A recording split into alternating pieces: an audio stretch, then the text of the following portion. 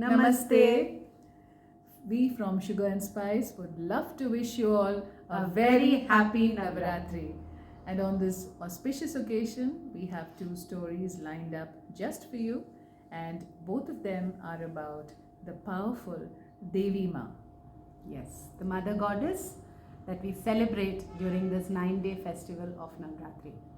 There are so many stories, small ones, the bigger ones, and as usual, we've chosen two which you may not have heard of very commonly, and if you have, that is wonderful. But here goes. And today, the first story is going to come to you from Deepthi. So my story for today is from Aithihyamala, the temple legends of Kerala. So it's about a famous Devi temple in Kerala called the Kumaranalur Devi temple. So the story actually begins in Tamil Nadu, in Madurai. So the Madurai Meenakshi temple, which you all know of, it's a very famous temple, and apparently it was the family deity of the Pandya kingdom in Tamil Nadu. And it used to be a very celebrated temple with the devotees coming from everywhere. And one day it so happened that the chief priest of the temple noticed that the nose pin of the Devi idol was missing. It was a diamond studded, a very precious nose stud, which was a nose pin which was missing, and the priest couldn't figure out, he was he did not know what to do. He was scared, but he had to tell the king that this had happened. And when he did so, initially there were people going around looking for it, whether it had gone with the nirmalyam, the prasadam, or somewhere what had happened, it was misplaced. But in spite of searching for quite a few days, it wasn't found. And finally the blame definitely came on the priest. The priest was, he was a person who was so dedicated and so devoted to the goddess, he would never even think of such a thing. But after all, royalty, they thought it was in their right to punish the priest, or they gave him an ultimatum. They told him that within 40 days, if you're not able to find the nose pin, you will be executed. So the priest was very, very upset. He was very sad. He did all that was in his might to find the nose pin, but he could not. And on the 39th day, he was very, very upset, and he was sad, and he just couldn't sleep that night. When he was slightly, he was just starting to doze off, he felt this voice in his ears, as if in a dream. He felt somebody tell him that, please get up and run. This is your time to escape. If you stay here for one more day, your life is going to be in danger. So please get up and run. So he heard this one time, and he felt that my mind is so disturbed. Probably I'm just hearing things, I'm just hallucinating. So he tried to go back to sleep. As soon as he closed his eyes, he would hear this voice again. This happened around 3 or 4 times again and again, and he realized that it is none but the goddess herself who's trying to tell him something. So he got up and he looked out, and he saw that the guards were fast asleep, and he started to run. He actually started to run, and after a while he could hear the sound of jewelry, of anklets, of the tinkling of anklets and the jewelry. He could hear the sound, and he could see a light. When he looked, it was a beautiful maiden, a lovely princess, like a lady looking so beautiful, adorned in jewelry and with the best of sari. She looked like the goddess herself, and she was running ahead of him. And he stopped for a while, but he understood that she was trying to show him the way, and she also was running. And he ran behind her, and after a while, this goddess disappeared. She just disappeared, and he was so tired because he was running for a really long distance, And then he sat down and he saw there was this place which was like a temple, like a half constructed temple. And he saw a place there, and because of his fatigue, he immediately went off to sleep. When he woke up in the morning, he realized that this was a temple actually which was being constructed, and it was almost done. And there was this chief shrine, the Shri Kovil as they call it. He went and saw this goddess, or this woman who had ran all the way from Madurai with him, was sitting right there in the shrine, all adorned in jewelry, and like the goddess herself, she was sitting there.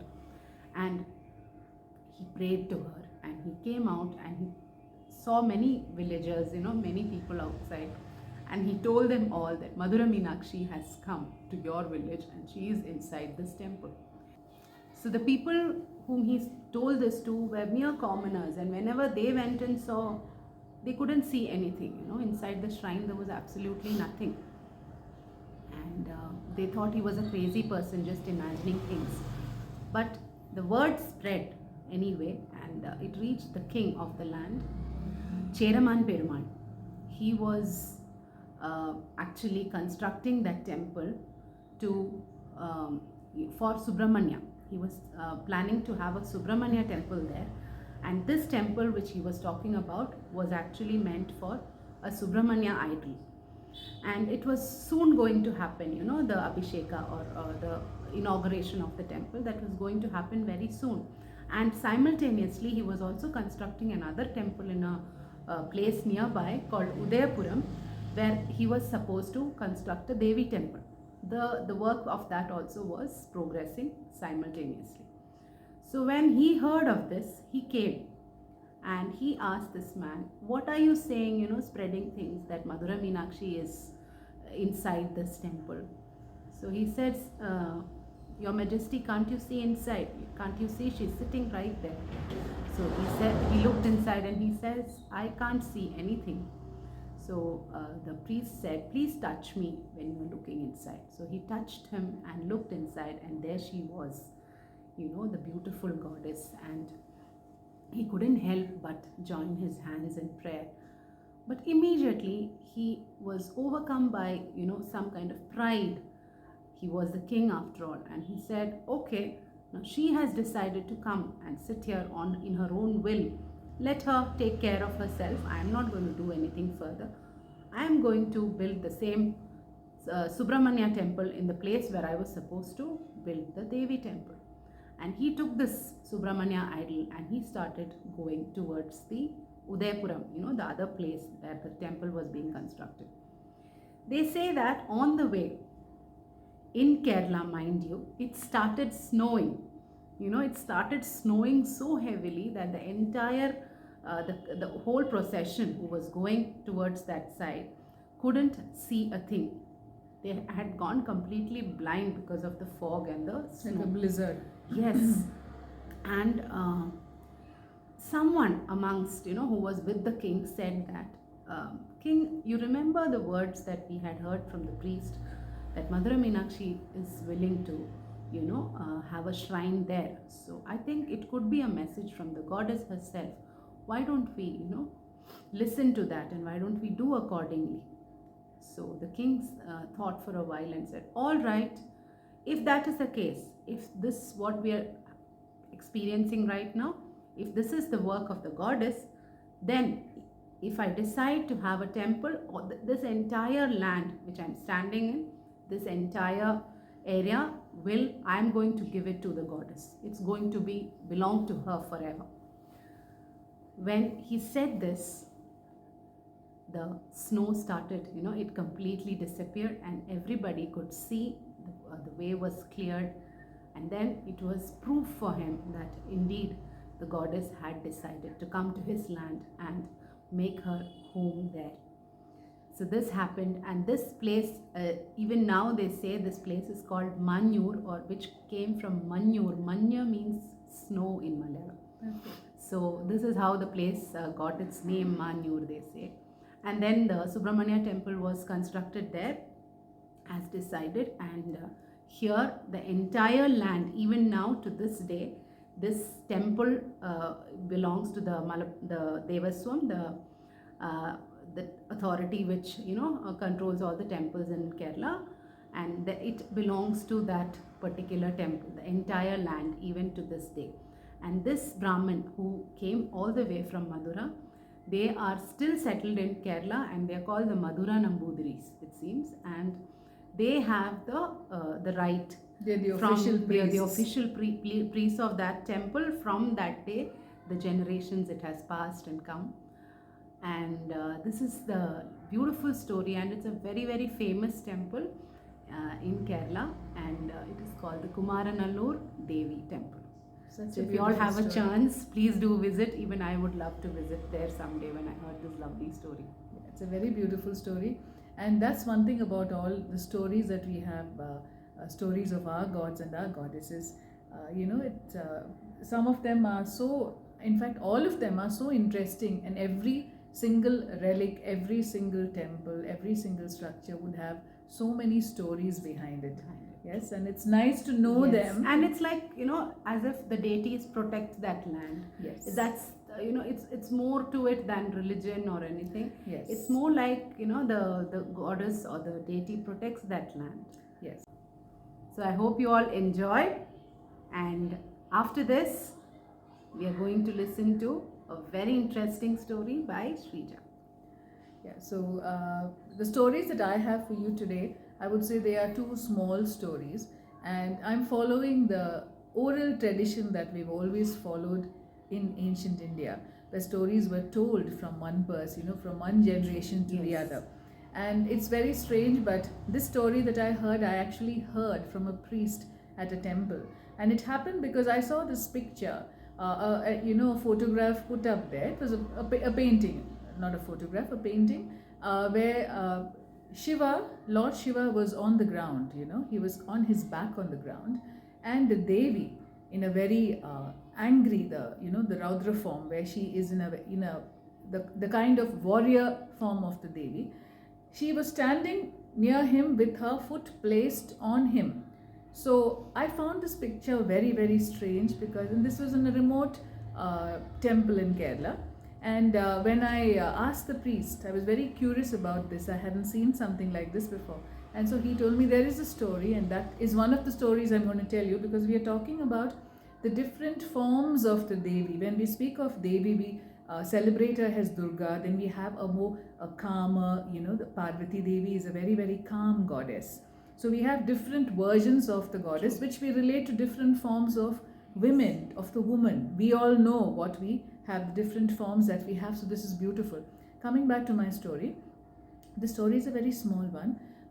Whenever the goddess was in warrior form, she took this very fearful form, where she wasn't her beautiful in a very dark way, with her hair thrown open, and with her beautiful eyes become large and intense, and she has fangs growing out, her tongue is protruding, there's blood dripping from her tongue, blood that she has taken from her enemies, from the evil that it's basically a fight of the good against evil. So she goes out to kill all these demons who would otherwise destroy humankind. And this, when she is in this particular form, this anger, the rage that she has, she destroys everything in her path. But the terrible thing about this particular form of the Devi is that this anger and this rage doesn't stop when she does away with the evil. It continues, because it is so intense a form that the Devi is powerless to come out of it. So what happens is, when she is in this particular situation, she starts destroying even the good things around her. When this happens, when she had fought a demon, she has fought so many demons, I'm sure all of you are familiar with most of the stories. So she finished destroying a demon and his entire evil horde, and she was still angry. So she was coming down from the war grounds that she had been on, and she was burning everything in her path, and everything was getting destroyed. The earth itself would be destroyed. So all the gods put their hands in prayer and prayed to her husband, Lord Shiva. Now no one knows Parvati better than her husband, Lord Shiva. And it's very beautiful because their relationship is like any husband and wife. They have these little quarrels, and they have this bouts of Yes. love that they share. So he knew her very well, and they said, Lord, please help us because she is going to destroy the entire universe. So he says, don't worry, I know what to do. And he saw her coming, she was in rage. She was like a flame, a glowing flame. So he went and laid himself down in her path. And the gods looked at him like, what are you doing? She can't see, she doesn't see anything. She's in a totally different form. She's huge, She's a completely different creature, you could say. He says, no, calm down. Just let me do what I have to do. And he lies there patiently and smiling, he waits for his wife to come down. And she comes. She's raging, she's screaming, she's screeching. But as she comes to a stop. She sees Lord Shiva lying on the ground, and she lifts her foot to kill him, to place it on him and destroy him. But as she's placing it, she realizes that this is her husband who's lying there. Yes, someone she loves dearly, more than her life itself. And the anger that was inside her completely flows out, and she changes back into the beautiful goddess Parvati. And she puts her hand together and apologizes, and she helps her husband up. And all the other gods thanked Lord Shiva because only he knew that this was needed to bring her back to her, and she had it inside her. The rage disappeared when she saw her husband, and she got onto the role of a wonderful wife. This is one story. This I heard from that priest there, which I found fascinating, which explained that picture I never understood. The other one is a similar situation where the Devi again was coming in in that enraged form, and when she was coming down, one of the gods, if I'm not mistaken, it's Lord Vishnu.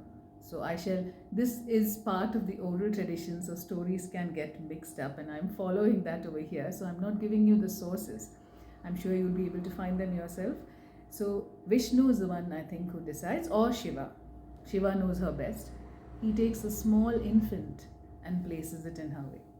Now that is very frightening. This is not Lord Shiva, it's a small infant which, the goddess wouldn't even see the baby. But the minute she saw the baby crying, she changed into a mother, and she came and lifted the child up in her hands. And all the other gods held their hands and saluted the goddess, because I think these stories tell us so much about the power that is there within. We talk about Shakti Ma, but we talk about the power that is inside the woman to become a Durga when it is possible, and to change into someone very gentle, someone very vulnerable, someone who can be hurt.